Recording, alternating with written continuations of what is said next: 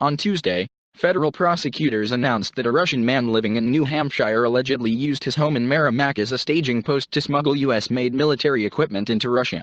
Alexei Bremen is one of 7 defendants charged in the 16-count indictment accused of participating in an international scheme to transport U.S. goods to Russia through countries such as Estonia, Finland, Germany, and Hong Kong, in violation of federal law. Bremen's co-defenders include a U.S. citizen from New Jersey, a technical director of a Moscow engineering company working under contract with Russian intelligence, and a Russian citizen who once lived in Brooklyn, according to the indictment released in the Eastern District of New York. From 2017 until at least the spring of 2022, Yevgeny Grinin, Alexei Ippolitov, Boris Lifshitz, Svetlana Skvortsova, Vadim Konashchenko, Vadim Ermolenko, and Bremen used shell companies, fake addresses, and fake transportation labels for transporting equipment to Russia. The goods allegedly smuggled in include advanced electronics and sophisticated test equipment to be used in nuclear weapons development and other military and space military applications. Investigators say the goods were repackaged and shipped from several intermediate locations once they reached Europe and Asia before they were eventually shipped to Russia. Prosecutors say the defendants coordinated their efforts to violate U.S. export control laws that restrict trade with Russia, in particular laws passed in response to the Kremlin's 2014 and 2022 incursions into Ukraine.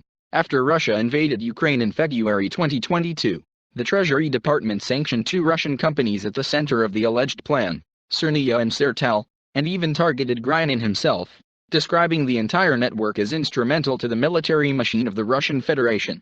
The pipeline, described in court documents, allegedly began with Russian defense and technology companies approaching Ippolitov with requests for American equipment, and then he passed the orders on to Grinin and Skvortsova to secure funding. Lifshitz is accused of dealing directly with U.S. companies, often using the alias David Wexy to purchase desirable military equipment.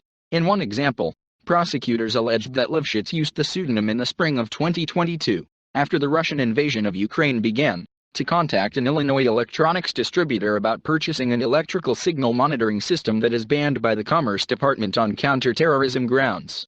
The Russian citizen allegedly bought the equipment, known as a dual-use oscilloscope, from a U.S. company for $25,000 and shipped it to Bremen's residence in New Hampshire. There, Bremen sent a package to Hamburg, Germany. Ermolenko, who lives in New Jersey, joined Bremen in illegally exporting goods from the U.S., according to the indictment. Investigators say Lifshitz, who also founded and operated numerous shell companies in the U.S., did not tell U.S. companies how the equipment would be used or that Russian companies were expecting to receive it. According to the indictment released this month, Bremen and Lifshitz allegedly discussed sending goods to Russia via Germany by hook or by crook. More recently, on October 22, Konashchenko, a Russian citizen living in Estonia, was stopped by police on the country's border with Russia, where law enforcement allegedly found 35 types of semiconductors, thousands of 6.5mm bullets originally manufactured in Nebraska, and ammunition for sniper rifles.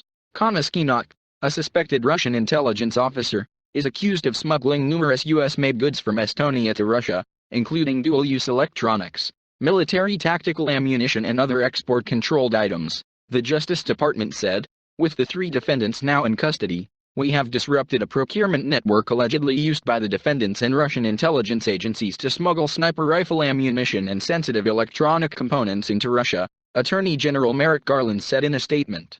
The Justice Department will continue to vigorously apply our economic sanctions and export controls against those who allow the Russian government to continue its unjust war in Ukraine. The investigation into the smuggling scheme was coordinated by the department's task force Kleptocapture, a multi-agency response to Russia's invasion of Ukraine earlier this year, led by Deputy Attorney General Lisa Monaco.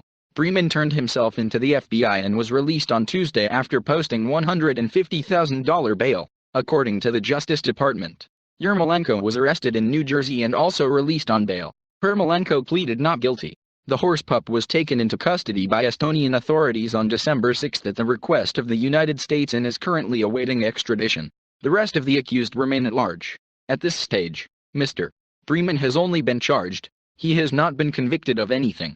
Like all defendants, Mr. Bremen is entitled to the presumption of innocence, his lawyer, David Lazarus, said on Tuesday. Ermolenko's public defender Nora Hirazawa declined to comment further. The couple is expected to return to court in February.